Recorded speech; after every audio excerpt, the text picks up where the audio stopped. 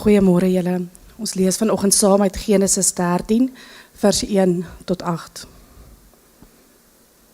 Abraham het uit Egipte na die Negev opgetrek. Hy en sy vrou met alles wat aan hom behoort. En Lot saam met hom. Abraham was 'n baie vermoënde man met vee, silwer en goud.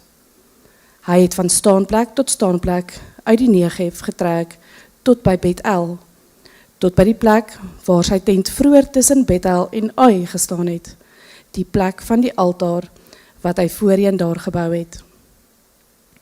Daar het Abraham die naam van die Here aangeroep. Ook Lot, wat saam met Abraham getrek het kleinvee, beeste en tente gehad.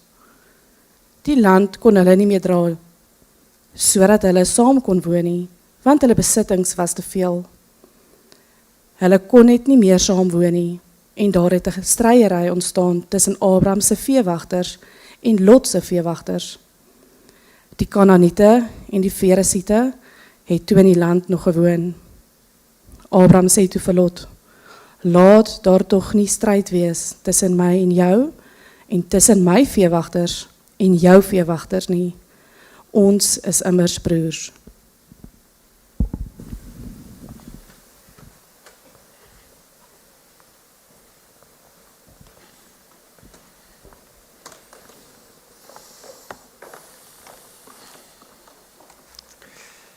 Goeiemôre gemeente, familie van die Jordaans wat gedoop word, besoekers, is 'n voorreg. Terwyl die kinders uitgaan, soos ons groei, ons is vandag bietjie min, maar jy sal sien ons groei mooi, veral met die jonger mense. Hier agter is 'n green room. Ek weet van die ouers het gevra dat ons die green room begin gebruik vir dit. So daar is klank en daar is beeldmateriaal vir die ouers wat voel die moederskamer hier agter is nie voldoende nie. Maar ja, so maar net sê, maar ek verstaan om hier vooruit te gaan, veral vir 'n besoeker is bietjie scary. So die moederskamer daar agter is nog steeds in gebruik. Die ander ding wat ons ook anders gaan doen vandag sal sien, ons het van die begin af was ons 'n nuwe doopformulier. So u as gemeente gaan nie meer net sê ja, ons sal nie, maar dis 'n mooi gebruik en ons het dit gehad toe ons kleiner was, het almal mekaar geweet wat die ander ou drink. Het ons dit ingestel, maar die feit dat ons hier saam is, maak nog steeds dat ons deel het in die doop en deel het in dit.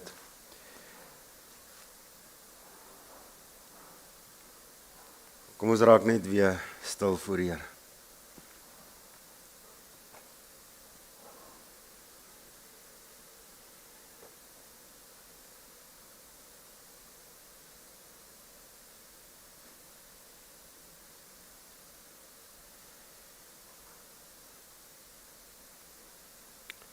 Spreek Here, spreek ten spyte van die swakheid van die prediker.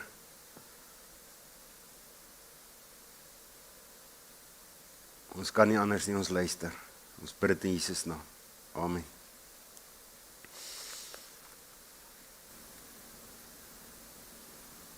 Die van julle wat ouers is, weet dit. Julle sal kan identifiseer, glo ek. Die wat nog kinders is, wat nog nie kinders het nie, glo dit. Maar om 'n kind te hê, soos hierdie golwe wat oor jou kom. Jy is opgewonde, jy is dankbaar, is lekker. Maar dan met tye, dan slaan hierdie verantwoordelikheidsaanval jou.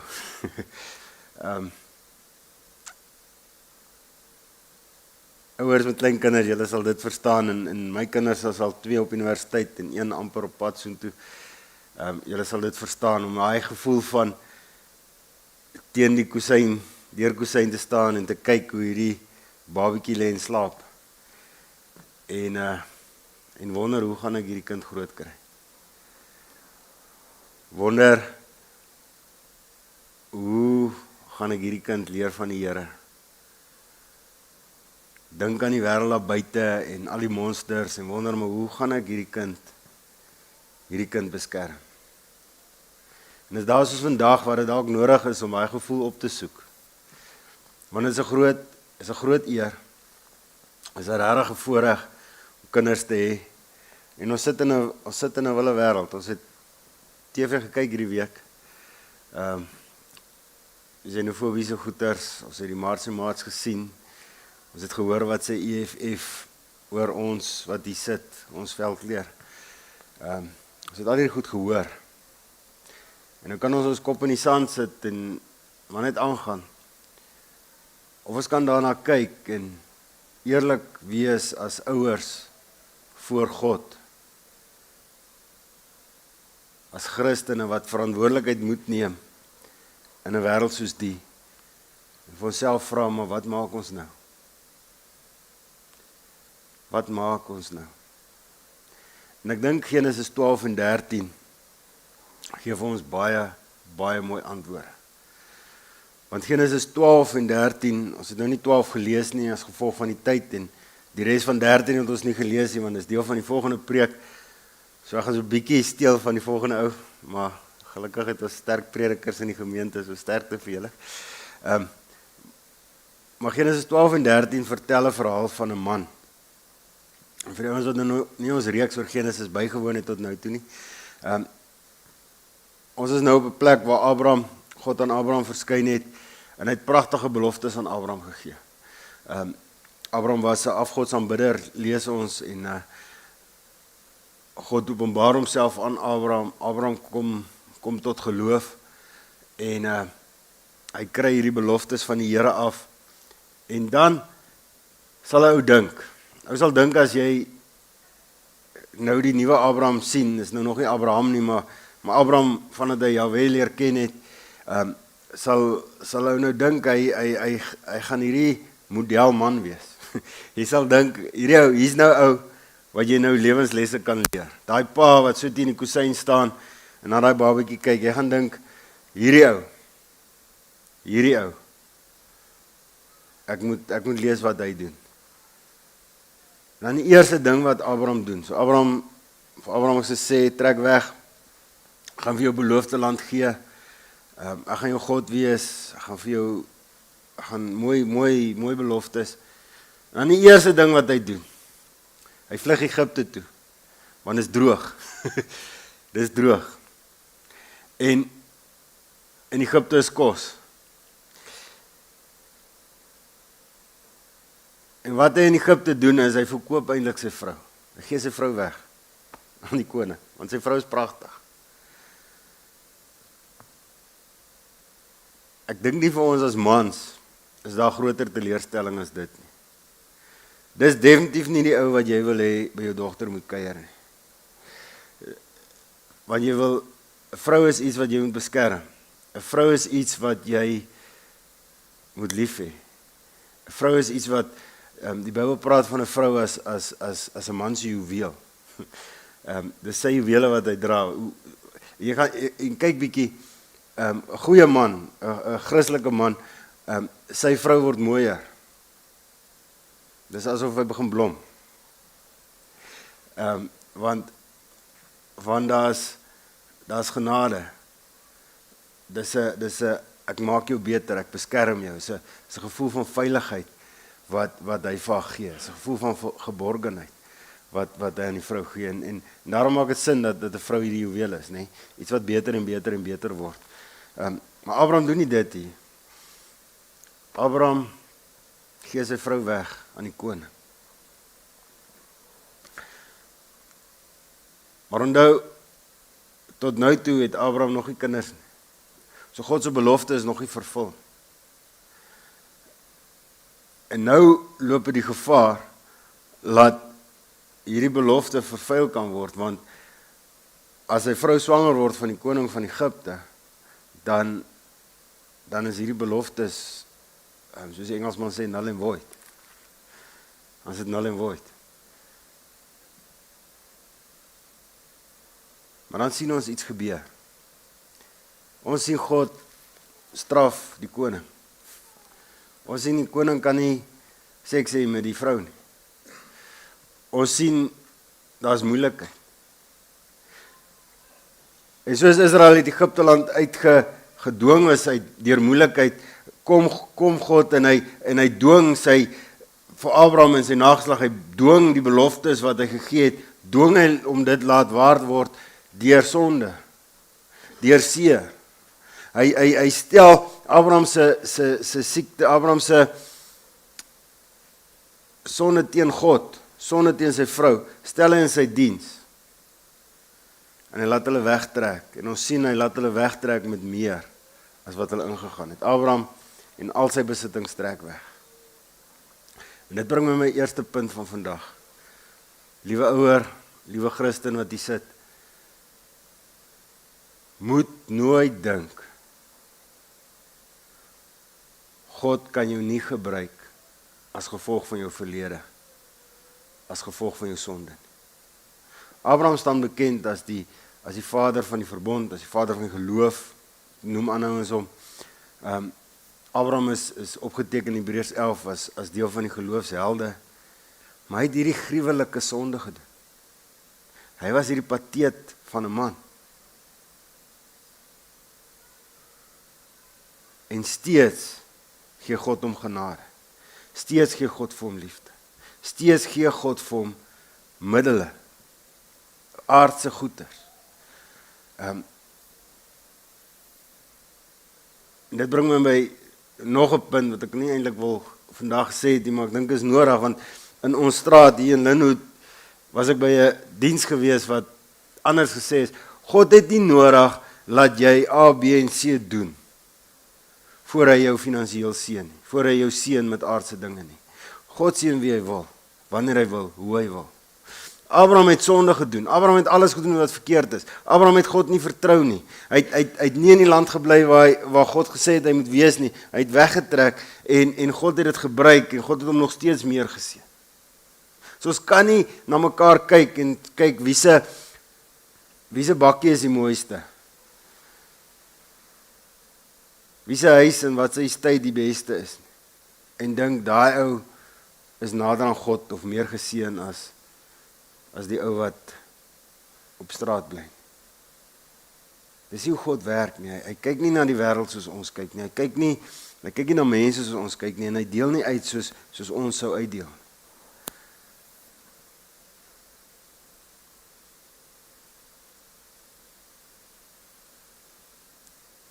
Ek wil hierdie punt herhaal. Moet nooit dink, liewe Christen, man en vrou, God kan jou nie gebruik en God wil jou nie gebruik as gevolg van jou verlede.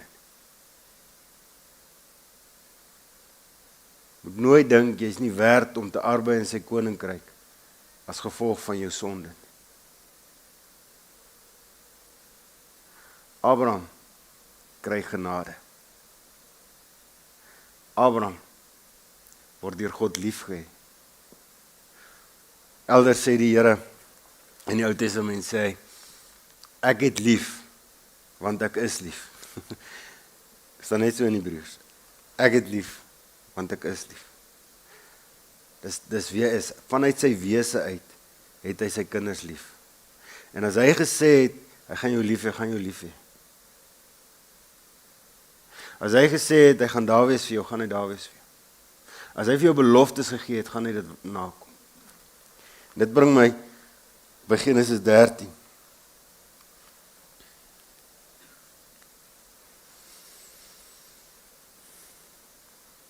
Abraham sien hy het sonde gedoen. Abraham sien die genade. Hy sien 2 vers 16, die beeste, die klein vee, die donkies, wat God vir hom gegee het deur Egipte. God het hom nie doodgeslaan nie, God het ook nie Farao toegelaat om dood te slaan nie. God het Farao gelei om te sê, right, vat net wat ons vir julle gegee het, gaan net. en Farao het die reg gehad en Farao sou dit doen, dink ek kategories. Hierdie is genade, hierdie is redding.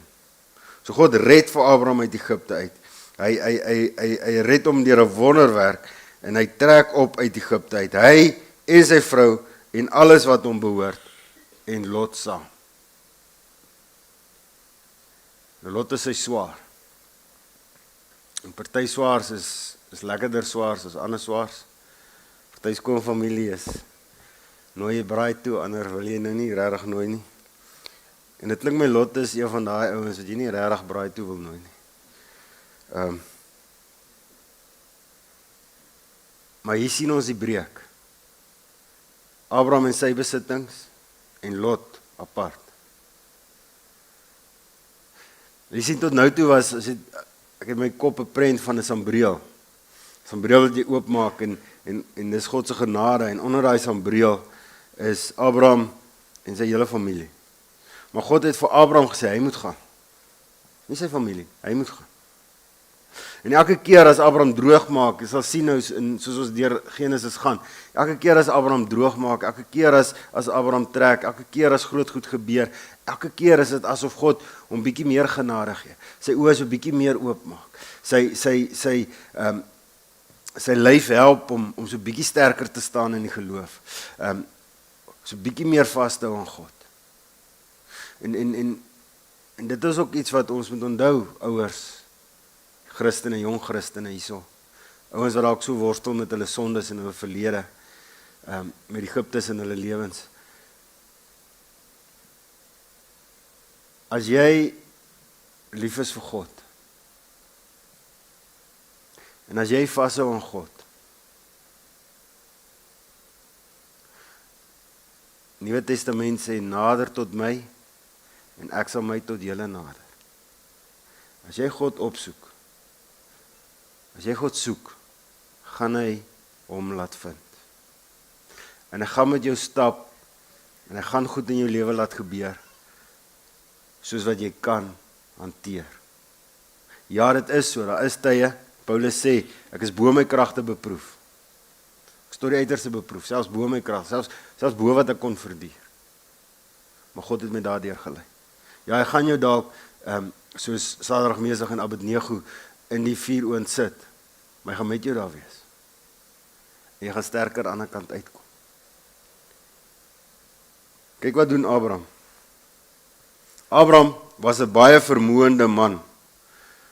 Vir die jong klomp onder ons en die ouens wat nou nie taalpuriste is, die vermoënd beteken hy het baie geld gehad. Hy het baie besittings gehad. Hy het die vermoë gehad om baie goed te doen. 'n Man met baie vee, baie silwer en baie goud, vers 2. En hy het van die staanplek tot staanplek uit die Negev getrek tot by Bethel. Bet is huis, El is God. Tot by die huis van God.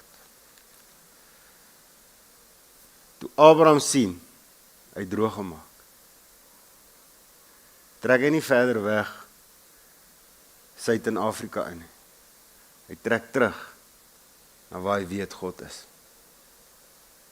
Hy gaan soek God. Hy gaan na die huis van God toe. Hy gaan na die plek waar hy vroeër God ontmoet het. Hy hardloop na God. Liewe ouer wat teen hy kusyn staan en dink jy is te swak, te nietig. Die sonde is net te groot om hierdie kind te lei na God toe. Jy wat by jou hoërskoolkind in die storm en drangfase staan en jou universiteitskinders wat weer dinge doen staan en jouself maak droog en jou pelle vertel self wat jy gemaak het toe jy so oud soos hulle was en wonder, maar is ek goed genoeg hiervoor? Gaan terug na die huis van die Here toe. Gaan terug na God toe. Gaan soek God. Want daar is jou krag. Daar is jou sterkte. Daar is jou hoop. Daar is genade. 'n Kind wil nie sien, pappa en mamma is perfek nie. 'n Kind wil sien, as pappa en mamma nie perfek is nie, erken hulle dit. Hulle bely hulle sonde en laat staan dit. Hulle soek God op. 'n kind wil sien as ek droog gemaak het, hoe kan ek gaan na God toe? 'n kind wil eerlike ouers hê. Ons weer dink, ons gaan ons gesin kerk toe lei, ons gaan ons sin nader aan God bring, die oomblik as ons begin vlekkies kry, en hulle om die kop het, en ons klere van self wit word,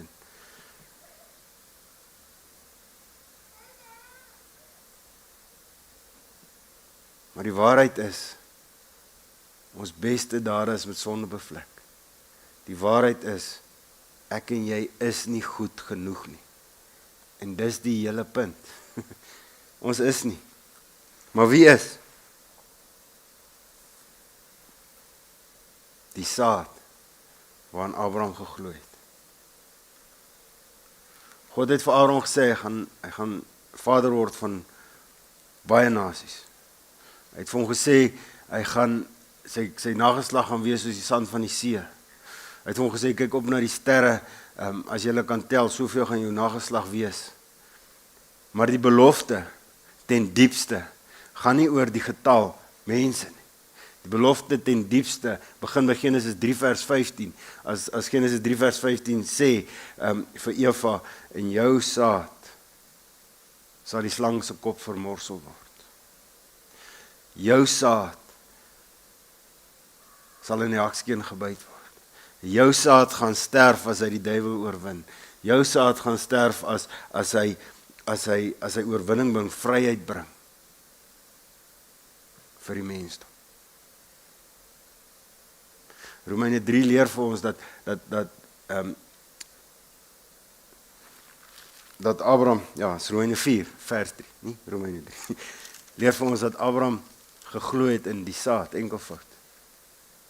So Abraham is regverdig verklaar, nie omdat hy Bethel toe gegaan het en gaan offers gee het, en Abraham is regverdig verklaar omdat hy geglo het, daar is iets meer.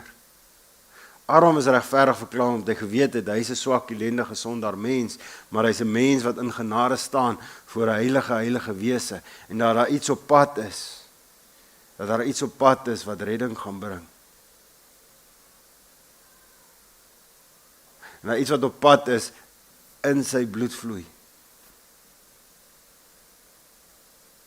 Sy nageslag gaan geseën word. Saad, ons Here Jesus Christus. Asseblief die fotootjie opsit.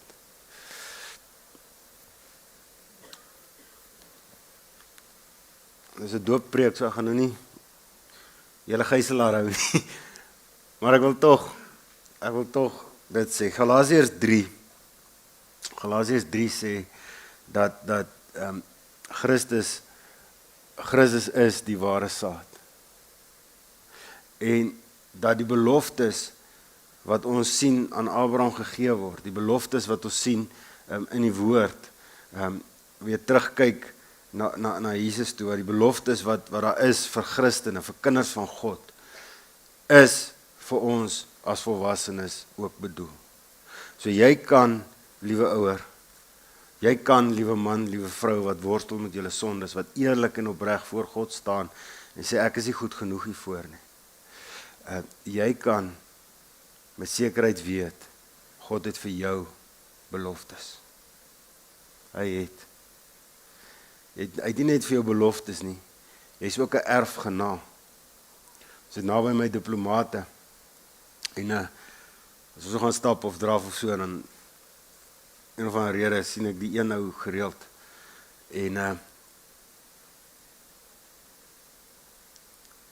ek weet nie wat sy nasionaliteit is, hulle maar is uit die ooste, Chinees of Koreaans of iets, maar sy kinders trek aan soos Pretoriaaners, sy kinders lyk anders as hy, maar hulle is nog steeds nie burgers hier nie, hulle is burgers van iets anders, hulle is erfgenaam, hulle is in 'n vreemde land, met vreemde gebruike, maar hulle behoort aan iets meer, of aan iets anders, behoort aan hulle land, dit waarin hulle reëls en hulle dinge, en sodra daar genoeg moeilikheid kom, gaan hulle onttrek word uit die land uit, en gaan hulle daar veilig gehou word.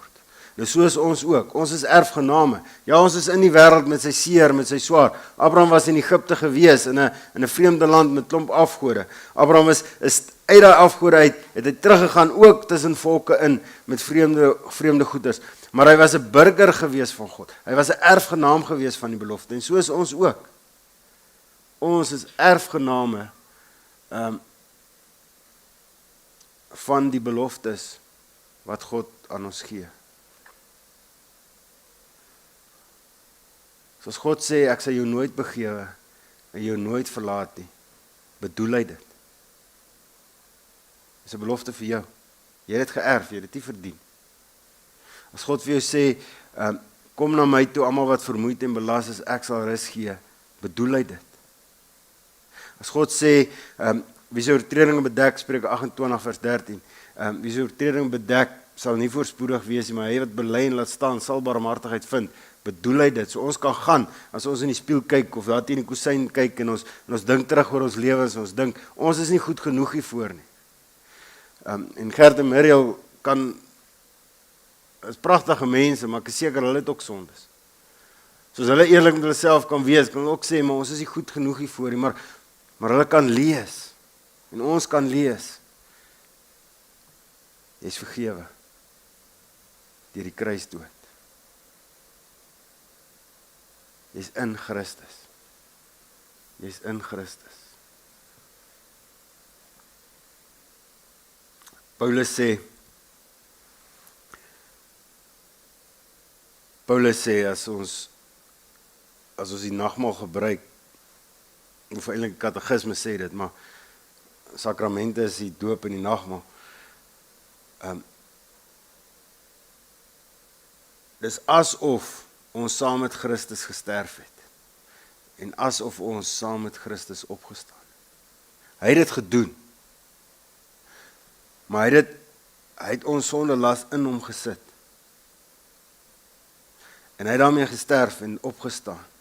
En daarom, ons wat glo, ons wat kinders is van God, daai sondelas is weg. Is weg. Ons mag na God nader, met vrymoedigheid kom. Nou is hier beloftes net vir ons. Is hier beloftes net vir ons. En dan sê die Bybel nee. Genesis 17 sê God, hy gee beloftes aan Abraham, en dan sê hy, hierdie beloftes is vir jou en jou kinders. Handelinge 2 lees ons, Petrus 'n pragtige preek, né? Mense kom maar aan, die Jode kom maar aan uit verskillende tale uit, en elkeen is verslae omdat hulle in hulle taal die evangelie boodskap hoor, en hulle kom tot bekering, en hulle vra vir Petrus, wat moet ons doen? En Petrus antwoord, in 2 vers 38 sê hy, bekeer julle en laat julle doop. Hierdie ouens het nog nie gedoop gewees, bekeer julle en laat julle doop. So, in ander woorde, los julle ou lewe en kom na hom toe. En dan sê hy, want Handelinge 2 vers 39, hierdie beloftes kom julle toe, en julle kinders, en almal wat daar ver is. Dieselfde belofte wat hy Abraham gegee het, Nuwe Testament. So ons kan weet, Gert en Miriel kan weet, en ons kan weet wat hierdie ding sien, wanneer ons hierdie kind tot doop bring, dan is dit twee ouers wat sê, ek glo Here. Twee ouers wat sê, ons is stikkende mense voor U, maar ons is voor U. En ek glo dat hierdie kindjie, Stefanus, ek glo dat hy gaan sy hele lewe lank gaan hy daar wees vir hom. Ek glo dat elke liewe vers in die Bybel wat sê, as hy na God soek, sal God hom laat vind. As hy deur swaar tye gaan God daar wees vir hom. Dat selfs die sonde wat hy doen, dat God dit in sy diens gaan stel en iets beters daarvan maak, dis 'n belofte van God. So Gert en Miriel gaan sê, ek glo. Handelinge 2 vers 39. Ek glo dit. My kind het beloftes. En ons kan God hou. Ons kan God hou teen sy beloftes. God vra ons moet bly bid. God vra ons moet bly intree. Maar ons bid nie vir ons kinders as gelowige ouers, bid ons nie vir ons kinders as hierdie hopelose ding en ons wonder gaan dit gebeur nie. Ons kan vanuit geloof bid en sê, Here, U het beloof. Here, U het beloof. Die katekisme sê as die tekens van die water is 'n teken van die bloed van Jesus Christus wat gevloei het. So as jy daai teken sien, dan werk dit om jou geloof te versterk. So wanneer ons die water sien vloei oor die koppietjie, dan dink ons daaraan. Christus het vir my gesterf. Christus het vir my gesterf. Hulle het een keer 'n jaar het hulle 'n bok gevat, of eintlik nie bok nie, 2 ramme gevat en hulle die een ram geslag en die ander ram het hulle dan het hulle daai bloed gevat en gesprinkel op die ander een se kop en dan in die veld ingejaag. En daardeur het hulle gesê soos een onbevlekte lam het gesterf en die ene wat ingejaag word, hy's vry en simbolies kon die Israeliete staan en kyk en hulle kon sê, wow, net so het God my sonde weggeneem. Dit is 'n vooruitwysing na die saad wat moes kom. En wanneer ons dan hierdie druppeltjies sien op die kop, dan is dit dieselfde idee. Daar is 'n lam geslag. Daar is 'n kruis in Stefanus se lewe. En die ouers kan dit glo en die ouers kan daaraan vashou en soos Stefanus kan weggaan in geloof saam met sy ouers, so is ons ook skoon gewas deur die bloed van Christus. Eendag as hy wedergebore is, eendag as hy self begin glo, of hy self begin glo, weet ons nie. Maar ons weet dit, is die beloftes daar. Kan hy roep, en God sal antwoord. Dalk is jy vandag hierso en jy wonder, maar as ek roep, sal God antwoord. Kyk na die water op die koppie. Kyk na die kruis. Kyk na die beloftes van God. En weet, die antwoord is ja. Jy moet net uit jou Egipte land uitkom en God gaan soek. Trek weg. Bekeer jou. Laat jou doop. Want die beloftes is joune en jou kinders en almal wat daar ver is. Amen. Ek gaan 'n gebed doen terwyl die ouers na vore kom. Driemaal heilige God, o Heer, ons loof U voor en ons dank U vir U liefde en U genade. Ons bid, Here, wil U ook deur die Heilige Gees nou met ons praat. Ons bely voor U, ons het klomp Egipte lande. Ons bely voor U, ons doen dinge uit klein geloof uit. Maar dankie dat U ons nie net los nie. Dankie dat U ons ook nie net oorgee aan die wêreld, laat die wêreld maar maak wat regverdig is. Nee, Here, dankie dat U ons in die wêreld beskerm. En dat die dinge wat gebeur, dat ons kan weet dat U ook dit in die diens sal stel. En dankie dat ons kan bid soos wat ons lees in die woord, dat selfs die dood geen angel het nie. Selfs die doodryk geen oorwinning het nie, want ons is in die kruis. Ons is onder die bloed van Christus. Ons loof U en ons prys U daarvoor. En ons bid vir Gert en Muriel nou en die ouers en die grootouers wat U is en familie en vriende wat U saam is en ons as gemeente. Wil U ook ons seën. Wil U ook gee dat in besonder vir hierdie paartjie dat dit as verbondsouers, dat dit 'n groot oomblik sal wees. Dat dit 'n geloofsbelydenis belewenis sal wees, 'n antwoord vanuit geloof. Ek glo Here, ek glo U leef, ek glo U stel ons in staat om ouers te wees. Ek glo U het beloftes vir klein Stefanus en ek roep almal as getuies hiervan. Seën hulle as ouers, seën hulle huis. Ons bid dit in Jesus naam. Amen.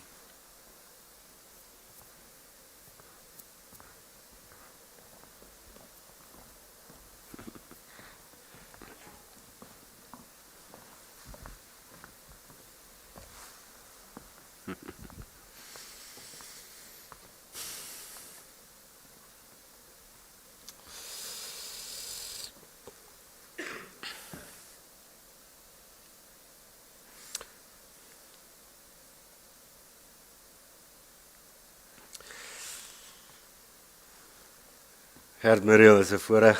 Ons het 'n paar gesprekke gehad en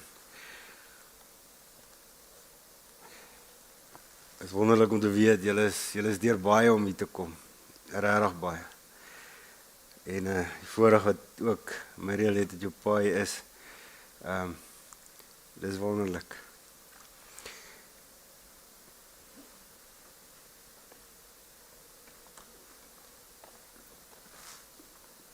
Geliefdes in die Here, vir die bediening van die doop.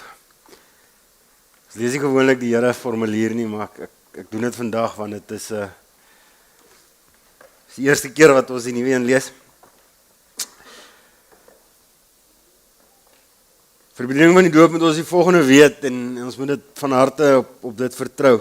Ons bedien nie dood omdat God 'n van genade verbond met die gelowige mens gesluit het. Hy het vir Abraham gesê, ek sal my verbond oprig tussen my en jou nageslag na jou en hulle geslagte, as 'n ewige verbond om vir jou God te wees, vir jou nageslag na jou. Genesis 17 vers 7. In die Ou Testament was die besnydenis en die Pasga as tekens van hierdie verbond geldig. As in die Nuwe Testament het Christus juis die verbond in sy persoon en deur sy verlossingswerk bevestig. Ons bely saam met die kerk van die eeue dat Christus Jesus, ons Here Jesus Christus, wat die einde van die wet is, Romeine 10 vers 4, deur sy eenmalige vergote bloed 'n einde gemaak het aan alle ander bloedvergieting, waardeur die versoening en voldoening van sondes bewerk sou kon word. Met ander woorde, daar is nie meer nodig vir offers nie, daar is nie meer nodig om 'n lam te slag nie, die lam is geslag.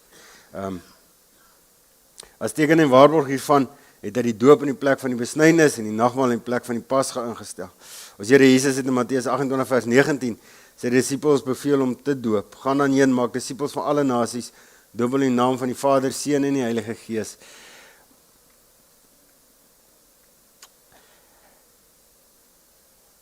Die doop in die naam van die drie-enige God, Vader, Seun en Heilige Gees is ryk aan betekenis. Deur die doop word ons in die kerk van God ontvang en van alle ander volke en vreemde godsdienste afgesonder, om geheel en al sy eiendom te wees en sy merk en vaandel te dra.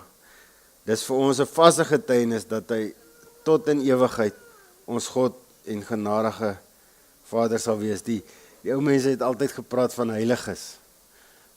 Heilig beteken afgesonder. Ons is afgesonder saam in die kerk van Christus en die doop is 'n teken daarvan. Soos die water die vuilheid van die liggaam af was, wanneer ons daarmee besprinkel word, so was die bloed van Christus ons deur die Heilige Gees ons siel inwendig van sonde skoon en wederbaar hy ons uit kinders van die toren tot kinders van God.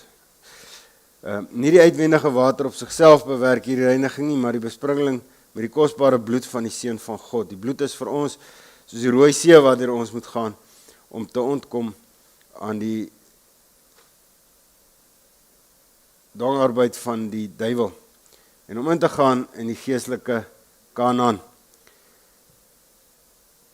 So gee die leraar aan die dopeling van sy kant die sigbare teken, die water, maar die Here self gee wat deur hierdie teken aangedui word.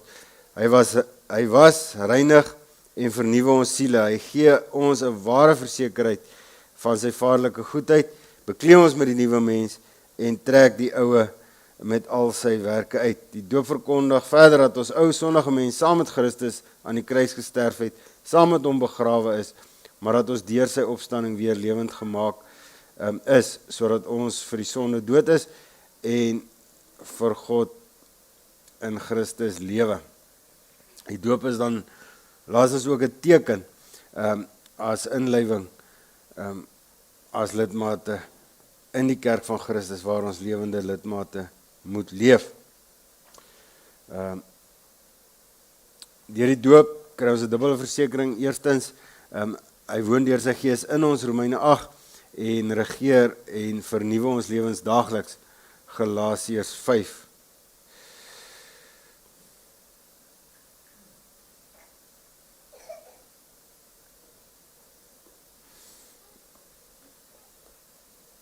Die kinders van gelowige ouers moet gedoop word. Die Here God sluit tog die kind van die gelowige ouer van die begin af in die genadeverbond in. Bovendien, wat die besnydenis aan die Joodse volk gedoen het, doen die doop aan ons kinders. Dit is die rede waarom die heilige Paulus die doop die besnydenis van Christus noem. In die Nuwe Testament is hele gesinne gedoop wanneer ouers tot geloof gekom het, Handelinge 16. Die kinders verstaan wel nog nie die doop nie, maar die betekenis daarvan geld ook vir hulle. Trouwens, het beklemtoon juist dat God die verlossing uit genade aan hulle beloof.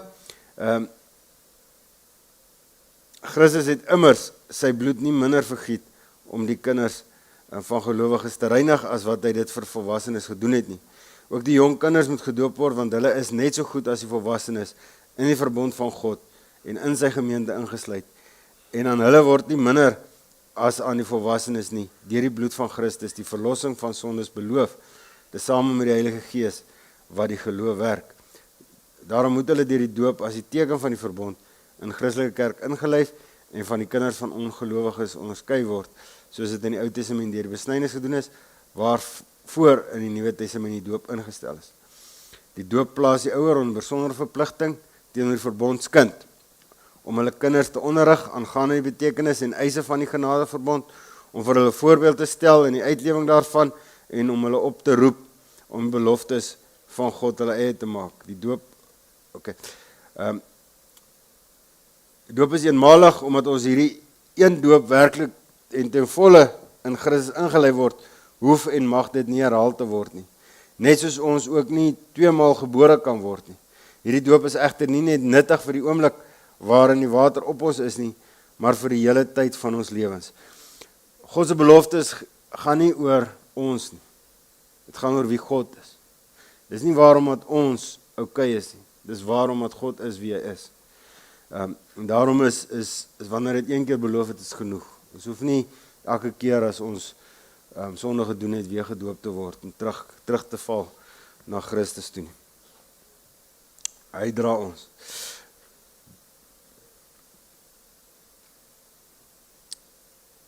Daarom verwerp ons die dwaling van die wederdopers wat nie tevrede is met die enkele doop wat hulle reeds ontvang het nie en wat ook die doop van die kinders van gelowiges veroordeel. Ons bely daarteen dat die kinders van gelowiges gedoop met die teken van die verbond verseël moet word, net soos die kinders van Israel bevry is, kragtens dieselfde beloftes. Geliefdes, die doop is 'n goddelike instelling.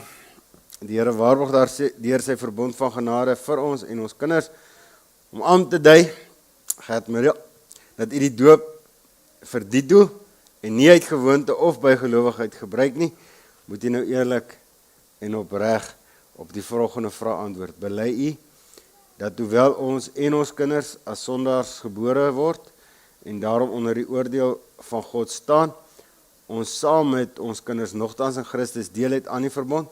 Verklaar u verder dat ons kinders daarom as verbondskinders van die kerk gedoop word? Bely u dat u die leer van die Bybel in die Ou Testament, so saamgevat in ons kerk se belydenisskrifte, Ou en Nuwe Testament, die ware en volkome leer van die saligheid is, en beloof u as ouers om u kind in die leer na die beste van u vermoë self te onderrig en te laat onderrig.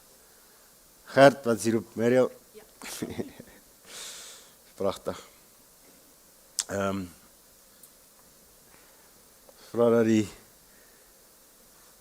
doopeling ingebring word en ons vra sommer dat die grootouers ook kom bystaan.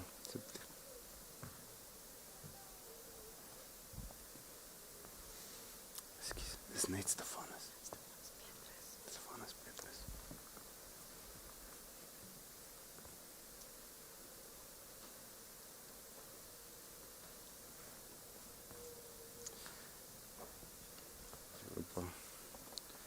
Hierdie is 'n besonderse oomblik.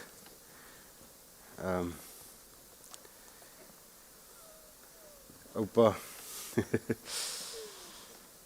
Oupa het geveg vir sy lewe die laaste jaar. Genade is dit nie dat hy hier mag wees nie.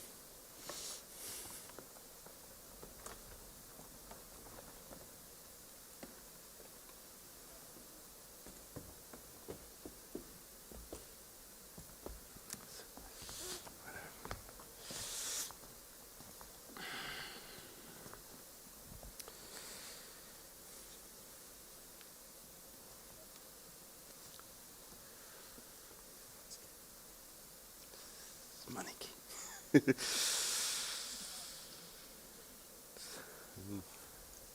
Skout.